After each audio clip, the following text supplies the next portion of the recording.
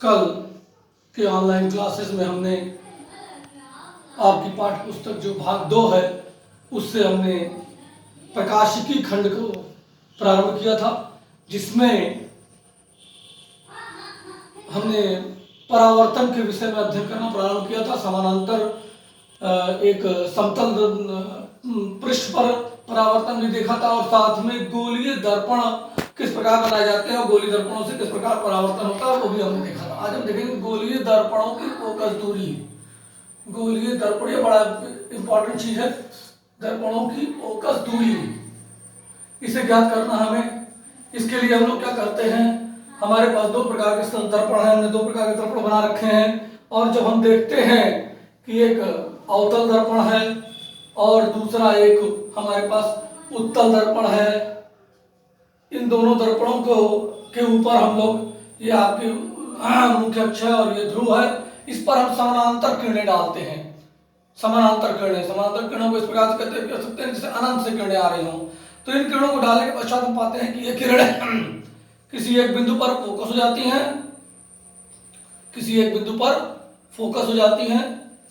ठीक, इस बिंदु को हम लोग फोकस बिंदु कहते हैं और ध्रुव से इसकी दूरी को हम लोग फोकस दूरी स्मॉल f कहते हैं। इसी प्रकार जब हम लोग उत्तल दर्पण में देखते हैं तो उत्तल दर्पण में ये आपकी मुख्य अक्ष हो गई, ये ध्रुव हो गया, ये f है, इधर भी f रहेगा। ओके, जब समानांतर किरणें डालते हैं तो समानांतर किरणें ये किरणों को अभिसारित करता है, इकट्ठा करता है और ये किरणों को फैलाता है। तो इस फैलाने में हमने देखा कि इस प्रकार से फैलाने में ये फैल गई, ये फैल गई, ये फैल गई और ऐसा लगेगा कि किसी बिंदु से होकर आ रही हैं। यहाँ पर उस बिंदु को हम लोग फोकस कहेंगे और ये f होगा। निश्चित रूप से आप यहाँ चिन्ह परिपाटी का पालन करेंगे तो यहाँ पर f की वैल्यू निगेटिव होगी और यहाँ f की वैल्यू पॉजिटिव होगी। इसी आधार पर हम लोग ये एक तरह से हम कह सकते हैं अनंत पर स्थित वस्तु का भी प्रतिबिंब कहाँ पर बनता है, फोकस पर, उसके फोकस बिंदु पर। ये कैपिटल F जो उसका फोकस बिंदु कहलाता है। ये हमारे द्वारा बनाए गए उत्तल अथवा अवतल दर्पण के एक कैरेक्टरिस्टिक प्रकृति को प्रदर्शित करता है। इन्हीं दर्पणों से बनने वाले भिन्न भिन्न प्रतिबिंबों का आज अध्ययन करेंगे। फिर कल हम इसके लिए एक चिन्ह, एक और बात है कि ये जो f का मान होता है ये वक्रता त्रिज्या के आधी होता है, f बराबर r/2। तो गोलीय दर्पणों से प्रतिबिंब यहां पर हम सबसे पहले देखेंगे अवतल दर्पण। नंबर 1 अवतल दर्पण। अवतल दर्पण में भिन्न भिन्न केस लेके आपको दिखाएंगे किस प्रकार से। नंबर 1, वस्तु अनंत और r के बीच, अनंत और r के बीच जब बनाएंगे तो इस प्रकार से एक समानांतर किरण, ये हो गया, ये आपका P हो गया, ये आपका F हो गया, ये आपका R हो गया। तो आप देख रहे हैं कि F जो दूरी लेंगे वो R जो दूरी होगी F की आधी होगी, मतलब R दूरी F की डबल होगी या F दूरी R की आधी होगी। तो वस्तु को हम लोग अनंत और F के बीच में R के बाहर रखते हैं। अब अनंत और R के बीच तो इस तरह से एक समानांतर किरण आएंगे जो फोकस से होकर जाएगी और एक दूसरी किरण जो P पर पड़ेगी, वो जितने कोण पर पड़ेगी उतने ही कोण पर वो परावर्तित हो जाएगी। इस प्रकार से हम लोग जो इस कोण का विभाजन करेंगे तो हम लोग ये जो प्रतिबिंब होगा ये यहाँ पर होगा, ये वास्तविक प्रतिबिंब है। ठीक है, ये O हो गया, ये I हो गया, ये आपका उल्टा प्रतिबिंब वास्तविक वस्तु की ओर और छोटा ये बनेगा। इसी प्रकार से दूसरा केस लेंगे वस्तु R पर। अगर हम वस्तु R पर ले लें, इस तरह से अवतल दर्पण हुआ, ये P हो गया, ये F हो गया, ये R हो गया। हम R पर ही वस्तु को रखेंगे, एक समानांतर किरण आएगी, फोकस पर जाएगी, एक दूसरी किरण जो यहाँ से जाएगी वो जितने कोण पर यहाँ पड़ेगी उतने ही कोण पर इसका परावर्तन होगा।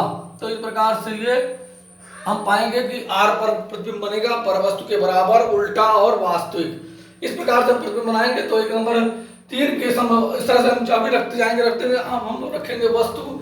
एक आखिरी केस जो हमारा 5वां केस बाकी हमने आपको दे रखा है आपके रिटर्न मटेरियल में है, और जो ये प्रतिबिंब बना रहे हैं ये P हो गया, ये F हो गया, वस्तु को F और P के बीच रखेंगे। ये थोड़ा अलग है इसलिए हम दिखाना चाह रहे हैं आपको। ये समानांतर किरण गई जो कि फोकस से होकर गई एक दूसरी किरण जो P पर पड़ी वो जितने कोण पर पड़ेगी उतने ही कोण पर परावर्तित होगी। आप देख रहे हैं किरणें फैल रही हैं, पीछे की तरफ नहीं मिलेंगी, इस तरफ नहीं मिलेंगी, तो इनको पीछे की तरफ बढ़ाने पर पाएंगे कि यहाँ पर एक आभासी प्रतिबिंब सीधा आभासी दर्पण के दूसरी ओर बड़ा प्रतिबिंब हमको प्राप्त होगा। इसी प्रकार जब हम उत्तल दर्पण से बनने वाला प्रतिबिंब देखेंगे तो उत्तल दर्पण से हम कहीं भी वस्तु को रखेंगे, बाकी हमने आपके रेफरेंस के लिए सब इसमें मटेरियल में लोड कर रखा है। उत्तल दर्पण में चलिए पहला केस ले लेते हैं, हमने दिया का केस वस्तु अनंत और आर के बीच